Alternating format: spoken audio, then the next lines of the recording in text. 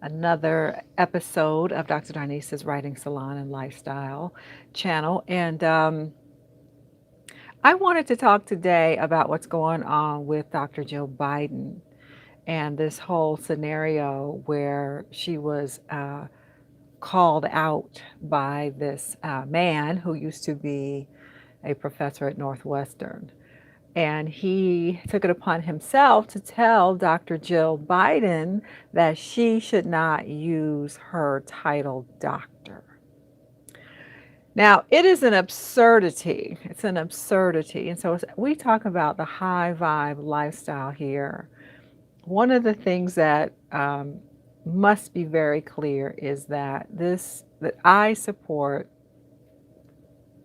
people being their full and authentic selves. In particular, I stand for Black women being our full, authentic selves and owning all of our gifts, owning all that we bring to the table. And granted, Dr. Joe Biden is not a Black woman. It's fine. She is a woman of accomplishment. She has earned a doctorate degree, and she has every right to use her title. And a high vibe person would. A high vibe woman will use her title and everything else that she has earned in this life. But you see, there is a ongoing presence of sexism and misogyny that says, how dare this woman? Right? And here from a man who has had a career in academia with far fewer credentials than Dr. Biden. And that used to be somewhat the norm, where some people got in to academia with a master's degree or even a bachelor's degree, but they got in an adjunct capacity and they stayed for many years. And so the university just sort of kept them around. And typically those people were white men who were able to participate in university life at that level. That's not the case anymore. And as you may know, because I mentioned it, I'm a college professor. I am a woman with a PhD. And yes, I go by Dr. Darnise and a PhD after my name because I've earned that. And, anyone who knows me in a professional capacity, I have an expectation that that's what you're going to call me. Dr. Martin, Dr. Darnise, Professor Martin. These are titles that we've earned, and any person in their own career, I believe, wants to be acknowledged for what they've worked for. Who among us would say to our employer, oh, don't worry about my title, you can take it back, or don't worry about paying me according to my salary grade, to my professional grade. No, I don't want that. No, I don't need that. Or when being introduced, that you would somehow not use your title. So I just wanted to come on and say, look at the absurdity of this and the distinction between a high vibe lifestyle and not. Because here is a man who felt completely justified in reaching out from his little corner of obscurity, really, to lash out at the woman who is about to become First Lady of the United States and tell her how to conduct herself, to give unsolicited advice about how she should present. It's too outrageous for words, right? And then I think, the Wall Street Journal published this. It's, again, an absurdity. And then we go to Northwestern University and they have scrubbed this person from their website because he used to teach there but has not taught there in 20 years. And yet he had a presence on their website until recently. But the university said, oh, no, no, we don't know you. No, we don't know you. Because that was rude and egregiously sexist. Just egregiously, just horribly.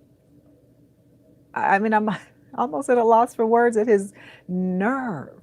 But the fact that he did lets us know that there's a certain stream of sexism and misogyny that's still very much present. and acceptable because the Wall Street Journal published it. They thought, oh, okay, this is sort of valid. Let's publish it. Anyway, my point being that women with PhDs all over have been coming out to support Dr. Joe Biden, as we will continue. And my thought was we should fill this man's email inbox. All of us with PhDs, we should all fill his inbox. But, who cares about him really?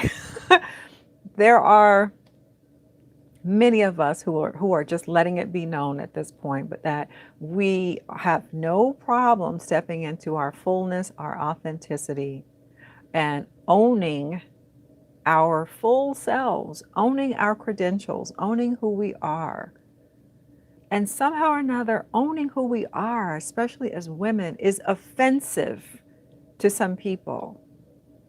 Nonetheless, if you've been on social media, you realize that there have been women just lining up to say, hey, I'm a woman with a PhD and you can call me doctor. And so here I celebrate the contributions of women with PhDs and what it takes to get a PhD, because we're the ones who you send your kids to be educated by in universities. When you send your kids or when you go yourself to get a university degree, when you send your kids to get a university degree, I'm the person they meet to educate them. Because I've educated myself. I've done original research. I understand what that is, right? And there's a distinction between a person who is a teacher K through 12 and a professor who's expected to continue to do research. And no shade to those teachers who do K through 12, because that is amazing work they do. I don't know if I could do that, to stand in front of those young people all day long and, manage that. But as a professor, what we do in the classroom is to teach, but we're also expected to do our research and publish. There's one of my books right there, Beyond Christianity, is a book that I wrote and was published by NYU Press in 2005.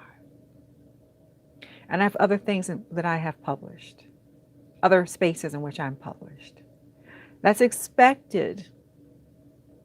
So there's multiple angles to our output as someone with a PhD in the university. And then there are those people who are scientists and researchers. They have a PhD because they understand how to do research. They are the ones we rely on for medical research, for scientific research. And haven't we really needed them right now?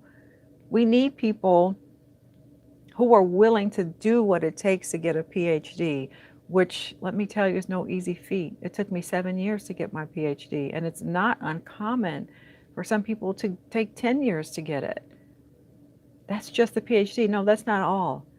It's 4 years bachelor, right? Undergrad degree. 2 years, could be 2 years to 3 years of a master's program. And then 7 to 10 years of a PhD program. So that's a lot of education in an effort to be of service to others, because really to get a PhD is not, you're not going to go into business with that. That's not a degree that you get because you want to make a lot of money. It's research oriented, it's education oriented, right? It's if you're more interested in making a lot of money, you may as well get an MBA, an executive MBA, maybe a law degree.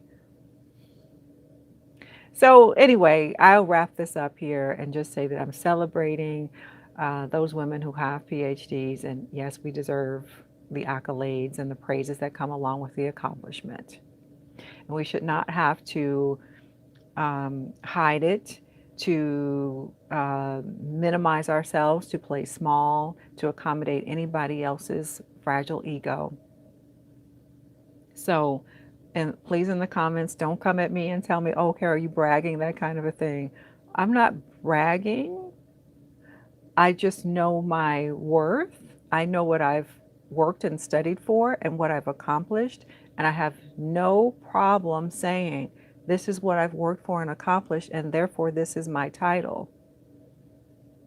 And I'm not sure why somebody else would have a problem with me or anyone else stating very plainly, this is what I've worked for, therefore this is my title. What is the problem? Because I'm not sure what it is. Anyway, my shout out to people who have